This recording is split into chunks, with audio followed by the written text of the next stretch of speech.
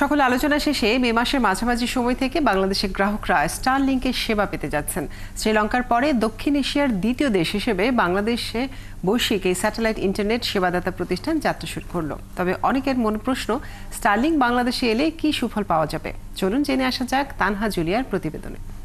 Lily হালাল beauty soap, BSTI কর্তৃক সনদপ্রাপ্ত দেশের প্রথম হালাল বিউটি সোপ, দীপ্তিময় উজ্জ্বল ত্বকের জন্য। সম্প্রতি মার্কিন এনজিওএসও সেবাদাতা স্টারলিংকের লাইসেন্স অনুমোদন করেছেন প্রধান উপদেষ্টা ডক্টর মোহাম্মদ ইউনুস। শ্রীলঙ্কার পরে দক্ষিণ এশিয়ার দ্বিতীয় দেশ হিসেবে বাংলাদেশে এর যাত্রা শুরু হলো। মের মাঝামাঝিতে গ্রাহকরা দেশে স্টারলিংকের সেবা পেতে পারেন।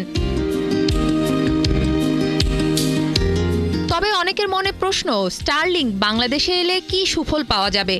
স্টারলিংকের একটি প্রাথমিক সেবা হচ্ছে নিরবিচ্ছিন্ন উচ্চগতির ইন্টারনেট, যেখানে লোডশেডিং এর সঙ্গে সঙ্গেই ইন্টারনেট বন্ধ হবে না। যদি লম্বা সময় ধরে লোডশেডিং থাকে, মোবাইল টাওয়ারের ব্যাটারির ব্যাকআপ ফুরিয়ে গেলে মোবাইল ইন্টারনেটেও বিঘ্ন ঘটে। তবে স্টারলিংকের ক্ষেত্রে এ সমস্যাও হবে না। এছাড়া প্রান্তিক এলাকায় বসেই উচ্চগতির ইন্টারনেট ব্যবহার করে ফ্রিল্যান্সিং সহ ইন্টারনেট ভিত্তিক কাজ করতে পারবেন তরুণেরা। দুর্যোগের পর দ্রুত যোগাযোগ প্রতিস্থাপনে বড় ভূমিকা রাখতে পারে স্টারলিংক। স্টারলিংক যদি আড়িপাতার সুযোগ না দিয়ে সেবা দেয়, তাহলে বাংলাদেশে অনেকেই এই ইন্টারনেট ব্যবহারে আগ্রহী হয়ে উঠতে পারেন।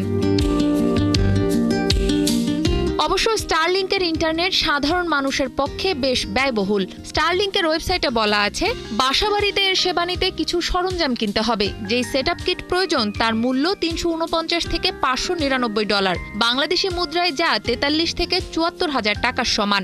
আবাসিক গ্রাহকদের জন্য স্টারলিংকের মাসিক সর্বনিম্ন ফি $120 বা প্রায় 15,000 টাকা। কর্পোরেট গ্রাহকদের জন্য স্টারলিংক কিটের দাম ও মাসিক ফি এর দ্বিগুণেরও বেশি। তবে দেশভেদে দামে ভিন্নতা রয়েছে। বাংলাদেশে এখন যে ইন্টারনেট সেবা দেয়া হয়, মূলত তা সাবমেরিন কেবল নির্ভর, অর্থাৎ সমুদ্রের তলদেশ দিয়ে তারের মাধ্যমে ব্যান্ডউইথ এনে মোবাইল নেটওয়ার্ক অপারেটর ও ইন্টারনেট সার্ভিস প্রোভাইডাররা ইন্টারনেট সেবা দিয়ে থাকেন। আর স্টারলিংক দেয় স্যাটেলাইট বা কৃত্রিম উপগ্রহের মাধ্যমে। তানহা জুলিয়া, ৭১।